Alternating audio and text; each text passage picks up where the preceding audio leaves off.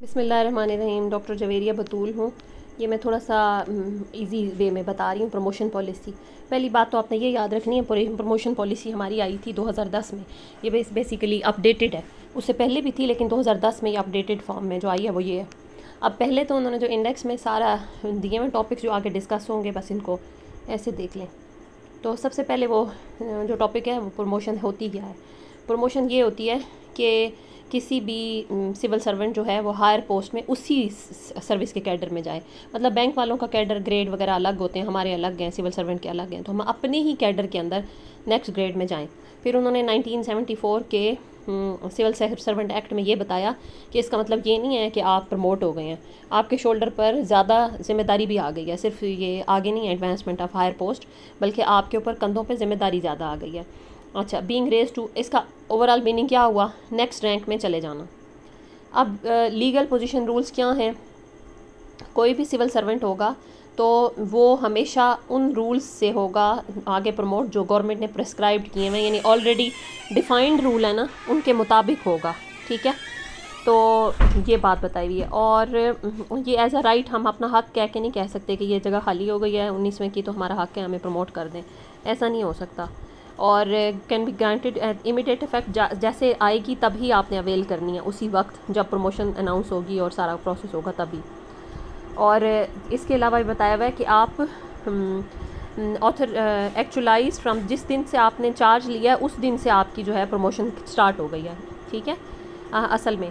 और ये नहीं है कि no promotion from the date of availability of post, जैसे पोस्ट खाली हुई हैं तो आप कहें कि उनकी अवेलेबिलिटी हो गई है तो हमारे पास नहीं, जब आपने चार्ज लिया है तब आपकी प्रमोशन हुई है। और अब अर्लियर डेट में आप नहीं कर सकते, यानी कि आप पहले से शुरू दिन से नहीं कर सकते। Entitle to promotion from the earlier date except in case of proforma promotion, सिर्फ एक ख़ास तरह की प्रमोशन है, उसका नाम है परफॉर्मा प्रमोशन। परफॉर्मा प्रमोशन में आप डे 1 से हो सकते हैं प्रमोटेड, लेकिन वैसे हमारे तो वैसे टीचर्स का है ही नहीं कि हमें परफॉर्मा प्रमोशन मिले। नो, हाँ, हम जो है जब आएगी और जब हमारा टाइम आएगा तब ही हम लेंगे, हम अपनी उससे पहले वक्त से पहले नहीं ले सकते। ठीक है, अब लीगल पोजीशन आ गई, दूसरा टॉपिक हो गया रूल क्या है। पहली बात तो ये कि रिटायर्ड सर्वेंट्स को नहीं प्रमोट करते, वो भी हमें पता है। ठीक है, लेकिन grant of proforma promotion as may be prescribed in some situation, फिर उनको पीछे से बैक डेट से मिलती है। जैसे हमारी ना प्रिंसिपल को मिली थी, वो रिटायर हो गई थी तो उनको 20वें का उनका केस सारा किया हुआ था, तो उन्होंने एक दिन की ज्वाइनिंग दी और 19 से 20 में ज्वाइन किया और पेंशन वसूल नहीं की थी उन्होंने, और फिर उन्होंने 20वें ग्रेड की पेंशन ली थी, तो ये परफॉर्मा प्रमोशन हो गई। ठीक है, तो in appointment whether the promotion otherwise regular basis. हाँ, एक बात याद रखना है कि हम रेगुलर बेसिस पे होंगे तो हो सकते हैं, प्रेस्क्राइब मैनर में कॉन्ट्रैक्ट वालों को नहीं मिलता। प्रेस्क्राइब का मतलब होता है जो रूल गवर्नमेंट ने दिए हैं वो होता है प्रेस्क्राइब का मतलब। फिर जहाँ पे सर्विस रूल में कोई बंदा फिट हो रहा है, उन सारे पॉइंट्स को पूरा कर रहा है, उस फ्रेम में आ रहा है, तो उसको नोटिफाई होगी और उस पूरे रूल्स का प्रोसेस में उसे गुजरा है तो होगा। ठीक है, और प्रमोशन के साथ अगर ट्रांसफ़र होना है, ठीक है, या इनिशियल रिक्रूटमेंट होनी है, तो अगर ट्रांसफ़र होना है तो डिपार्टमेंट बताएगा, गवर्नमेंट के रूल्स होंगे, उनके साथ हिसाब से ही होगा। ठीक है, और ये टाइम टू टाइम चेंज होते रहते हैं कि आप देखें ना, पहले वैकेंट सीट्स हैं उन पे जाएंगे, और ये होता है बाज़ों का तो उन कहते हैं नहीं ट्रांसफ़र जो है साथ आपने कराना है किसी और सिटी में, वो डिपेंड करता है गवर्नमेंट के रूल्स पे और वक्तन चेंज होते रहते हैं। फिर है लीगल पोजीशन रूल। अब लीगल पोजीशन क्या होती है? अच्छा, अपॉइंटमेंट बाय प्रमोशन और ट्रांसफ़र, यानी कि अगर आप ऐसे हुए हैं या आपके प्रमोशन हो कि उसी जगह पर या आप साथ ट्रांसफ़र भी हो गए हैं, तो वो आपको लाजमी एक कमेटी या बोर्ड होगा, वो आपको बताएगा, तभी आप प्रमोट होकर उस सीट पे आएंगे, वो भी वही बताएगा, और आप ट्रांसफ़र हो रहे हैं वो भी वही बताएगा। और आपकी उसके लिए क्या चीज़ें हैं, जो जिन लोगों की क्वालिफ़िकेशन भी पूरी है, यानी कि जितनी चाहिए थी उस प्रमोशन के लिए, कंडीशंस भी सारी पूरी हैं, वो जो है फिर जाएंगे, सिलेक्शन अथॉरिटी उनको कंसिडर करेगी, अदरवाइज़ नहीं करेगी।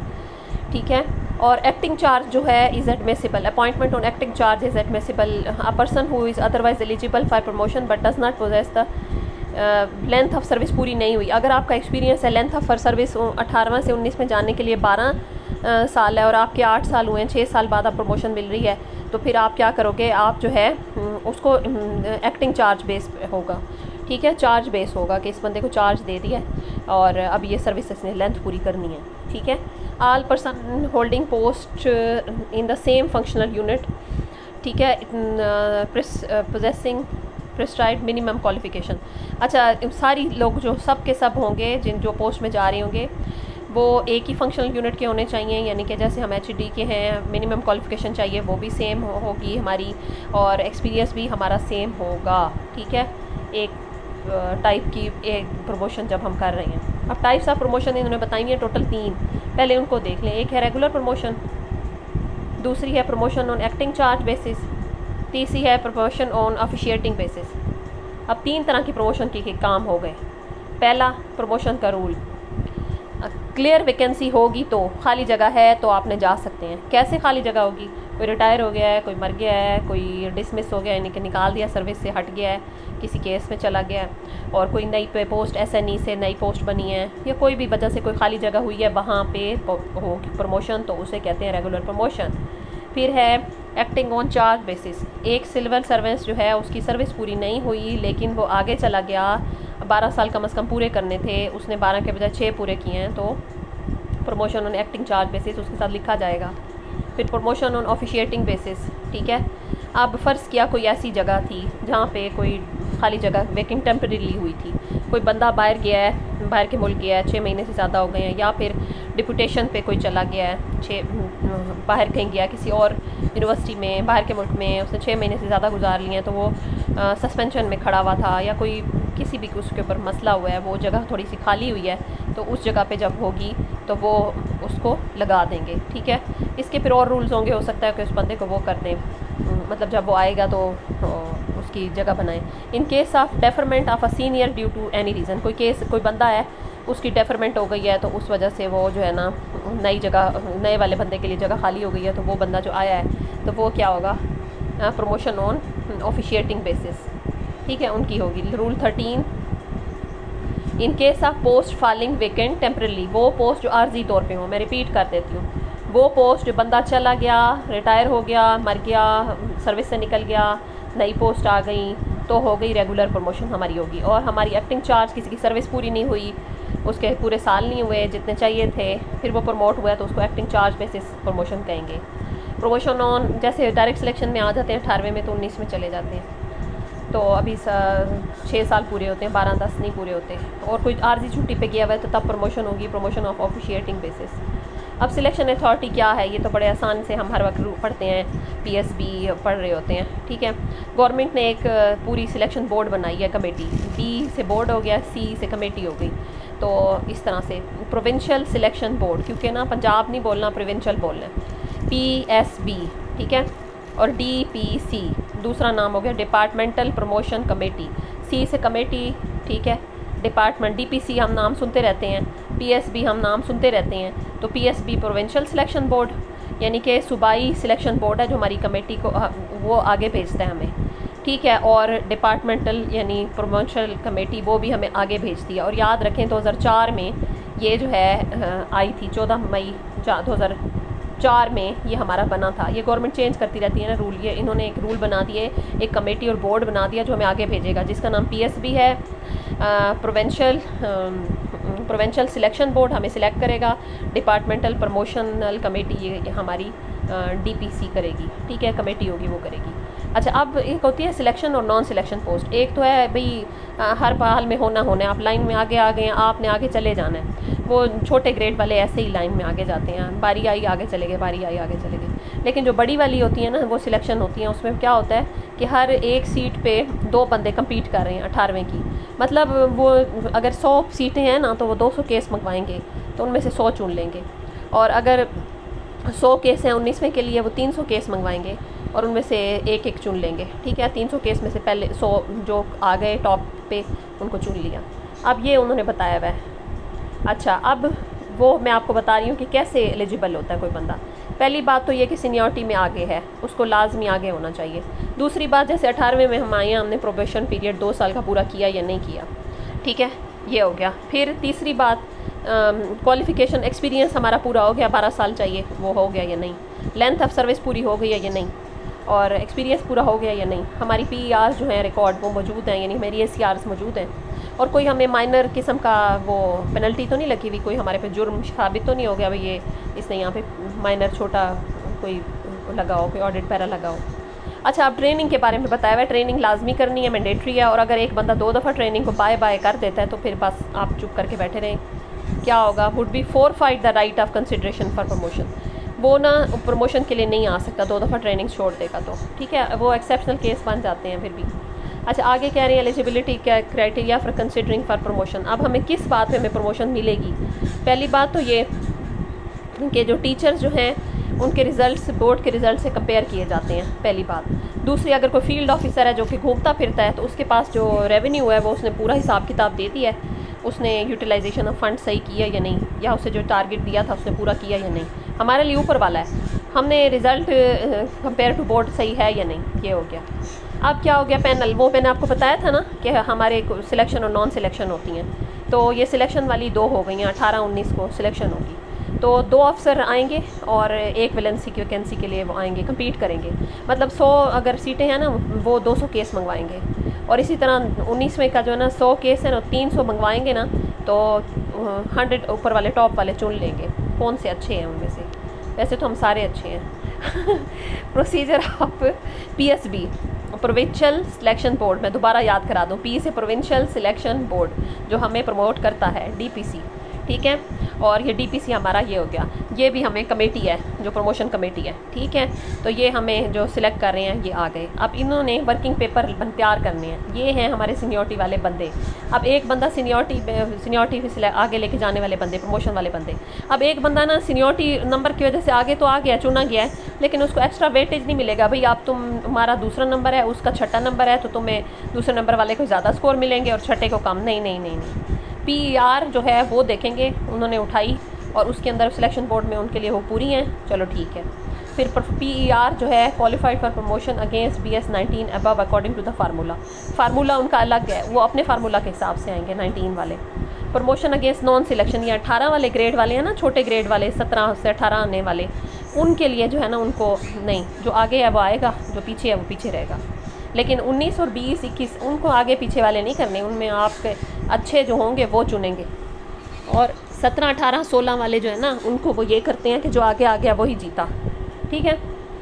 फिर कह रहे हैं PSB और DPC में क्या होगा, नेक्स्ट हायर पोस्ट में 3 काम कर सकती है हमारी PSB, 3 काम, या तो हमें रिकमेंड करे आगे चले जाओ, या हमें भगा दे, सब सुपर सेशन कर दे, नहीं जी नहीं, इसके ऊपर कोर्ट का केस अल्लाह ना करे, या कोई जुर्म के साबित हो गया, हटो इसको हटा देंगे, प्रमोशन हम तुम्हें नहीं देते। हाँ देते हैं रिकमेंडेड, हाँ नहीं देते सुपर सेशन और डेफर। भाई अभी रुक जाओ, 3 बातें होंगी, आगे चले जाओ रिकमेंडेड, निकल जाओ बाहर सुपर सेशन, और रुक जाओ, वेट करो भाई अभी तुम्हारे काम पूरे नहीं हैं, रुके रहो डेफर्ड, ठीक है। काज ऑफ डेफरमेंट, क्यों रोकेंगे वो हमें, डेफरमेंट की क्या वजह होती है? एक तो ये कि हमारा PER में पार्ट 1 जो था वो हम नहीं हो सका, यानी कि अगर ना हमारा DDC ने प्रिंसिपल ने साइन नहीं किया, फिर वो साल के साथ उसका बोर्ड के साथ रिज़ल्ट ठीक नहीं है, मिसिंग डॉक्यूमेंट है, ठीक है। सारे लास्ट ईयर के ना रिपोर्ट के मिसिंग डॉक्यूमेंट, आपके पास एक ECR लास्ट नहीं है तो नहीं होने वाली, ठीक है। रिपोर्ट फिल नहीं की गई तब ECR मिसिंग है तब, और 5 साल की कम से कम होनी चाहिए, और एडवर्स रिमार्क ना हो, और अगर एडवर्स मार्क हो तो उसको एक्सपेंज कराया जाता है। एक्सपेंज का मतलब होता है DPI साहब जो है ना उसके ऊपर लिख देते हैं भाई मैं इसको कैंसिल करता हूँ, फिर उसका मतलब होता है एक्सपेंज, हमारे बुरे रिमार्क्स वो हटा देते हैं। रिकॉर्ड क्लियर नहीं है, पिछले 5 साल का एडवर्स रिमार्क्स मिले हुए हैं, गलत मिले हुए हैं, कोई हमारी एंटी करप्शन में अल्लाह ना करे चल रही है, कोई क्रिमिनल है उसका, उनको डेफर करते हैं भाई आप अभी रुक जाओ, आपका केस चल रहा है, अभी उसको समझेंगे नहीं मुजरिम। हावर इंक्वायरी अगर शुरू की, इंक्वायरी चल रही है फिर नहीं होगा। देखें अब मज़े की बात है, अगर इंक्वायरी शुरू हुई है, प्रॉब यानी कि जांच पड़ताल शुरू हुई है डिपार्टमेंट की किसी कंप्लेंट में या एंटी करप्शन में, हमारा कोई काम शुरू हुआ है तो तब हम डेफर नहीं होंगे अगर कोई प्रॉब हो जारी है। लेकिन अगर हम पे साबित हो गया तो फिर हम चले जाएंगे, और अगर हमारे पास नहीं साबित हुआ और अभी शुरू हो रही है, इंक्वायरी चल रही है, फिर वो प्रमोशन से कोई मसला नहीं होगा। काजेज़ ऑफ डेफरमेंस, पहली बात तो ये कि डिप्यूटेशन पे आप कहीं बाहर चले गए हैं, किसी और इदारे में चले गए हैं, उसको डेफ़र करते हैं, या 6 महीने की छुट्टी पे गए थे वापस नहीं आए, 6 महीने ऊपर हो गए हैं फिर भी नहीं, हम डेफ़र चले जाएंगे। अच्छा आप कॉन्ट्रैक्ट बेसिस पे हैं, किसी और डिपार्टमेंट में जाके कॉन्ट्रैक्ट बेसिस पे लग गए हैं, तब भी डेफ़र हो जाएगा। और पूरे साल की रिपोर्ट नहीं आपने ला के दी, 6 महीने की रिपोर्ट है, फिर नहीं होने वाला, फिर आप पूरे साल की रिपोर्ट एटलीस्ट दें 1 ACR तो फिर होगा। ठीक है, आके ज्वाइन करें, 1 साल की रिपोर्ट दें। अच्छा और क्या है, आपने ख़ास कंडीशन को पूरा नहीं किया, आप उस कैटेगरी में फ़ाल नहीं होते जो उस ऑफिशियल के लिए चाहिए, आप उस कैटेगरी में नहीं फ़ाल हो रहे, डेफ़र हो जाएंगे। ठीक है, अर्लियर डेफ़र केस, जो पुराने डेफ़र केस होंगे ना, यानी अब हमारी PSB हो रही है, तो पिछले लोग जो बेचारे डेफ़र हुए थे ना, उनको पहले वो नोट करेंगे, भाई पहले इनको देखो, क्योंकि ये बेचारे पहले भी रह गए थे। However the post shall be reserve. अब मज़े की बात है, ये नहीं होगा वो जो 100 सीटें अनाउंस हुई थी और 98 लोग, फ़र्ज़ किया 100 पे 98 लोग आ गए थे, तो उसमें से जो 2 लोग रह गए थे ना बेचारे डेफर्ड थे, उनकी सीट नहीं जाने वाली, वो सीट कभी ना अनाउंस होगी ना किसी और के लिए वैकेंट कंसिडर होगी, पिछली वाली वैकेंट होंगी, यानी कि वो वाली 2 सीटें पड़ी रह जाएंगी। उन सीटों को ना उन पे कोई डायरेक्ट सेलेक्ट ही आ सकता है ना प्रमोट ही आ सकता है, वो पड़ी हैं, उसी बंदे की सीटें हैं, जब वो पूरी कर लेगा ACR तब आ जाएगा। और मज़े की बात है पुरानी डेट से आता है, पुरानी डेट से, जिस डेट से वो हुआ होता है। ठीक है, अब case of non selection post, अब ये मज़े के हैं जो 17 से 18 वाले हैं ना, ये हैं नॉन सिलेक्शन वाले, इनका आराम से रिकॉर्ड चेक किया, एडवर्स मार्क्स नहीं हैं, चलो भाई अगर हैं तो DPI साहब ने एक्सपंज कर दिया, चलो जी ये गलत लिखा था डायरेक्टर ने, प्रिंसिपल ने उसको ठीक कर दिया। अच्छा फिर क्या हुआ कि सुपर सेशन की क्या वजह होती है, तो द बोर्ड ऑफ DPC में रिकमेंड अ सिविल सर्वेंट पर सुपर सेशन किस बेस पे करेगा, record of officer adverse remark थे और आपके DPI ने ठीक नहीं किया, गलत रिमार्क लिख दिए हैं, तो या उसने क्वालिफाई नहीं किया, फेल कर दिया है डिपार्टमेंटल एग्जामिनेशन, जो PLT में नहीं आया वो भी नहीं होगा, PLT में नहीं आया, इम्तिहान नहीं दिया, और कोई ट्रेनिंग कोर्स रखे थे PLT वो नहीं किए, कोई इम्तिहान देना था वो नहीं दिया, और उसको मेजर पेनल्टी 5 साल में 1 दफ़ा उसको बड़ी पेनल्टी लग गई है, मेजर यानी पीढ़ा लग के उस पर असर भी हो गया, या 3 छोटी पेनल्टियाँ उसको लग गई हैं, छोटे उसके ऊपर वो लगे हुए हैं, इल्ज़ाम लगे हुए हैं छोटी, और प्रूफ भी हो गए हैं, तो वो 5 साल के अंदर भाई तुम भी नहीं अभी हो सकते, डेफर हो जाओ। ये हैं नॉन सिलेक्शन वाले 17 से 18 वाले, और हम हैं सिलेक्शन वाले 18, 19, 20, 21 नहीं सॉरी 19, 20, 21 सिलेक्शन वाले हैं कि हर एक पे 2 सीट 19 के लिए, और हर एक पे 3 बंदे, हर एक सीट पे 2 बंदे 19वें के लिए, हर एक सीट पे 3 बंदे 20वें के लिए, ऐसे है। और इनका कोई मसला नहीं है, नॉन सेंक्शन यानी 17 से 18 जानने वाले लाइन में जो आगे आएगा वो आएगा। आगे है communication of reasons of deferment, क्या रीज़न्स हो सकती हैं, और उसको इन्फॉर्म किया जाएगा। मज़े की बात है, ये बता रहे हैं कि भाई तुम्हारा जो केस है सुपर सप्रेस्ड हो गया है या जो भी हो गया है, तुम्हारा केस ऑफ डेफर्ड हो गया है, तुम आगे नहीं जा रहे, उसे बताया जाएगा और उसे कहेगा भाई अगली बारी आपने ना ठीक करके आना है सारी कमी बेशी, तो ये सारा करेंगे। अब एक मज़े की बात है, ये स्कोर मिलते हैं 100 नंबर मिलते हैं, तो मिनिमम क्राइटेरिया 19 में जाने के लिए हमने 60 नंबर लाजमी लेने, अगर 60 नहीं होंगे हम नहीं आगे जाएंगे। 20वें के लिए 70 हैं, 21वें के लिए 75 हैं, ये नंबर लेने ज़रूरी हैं।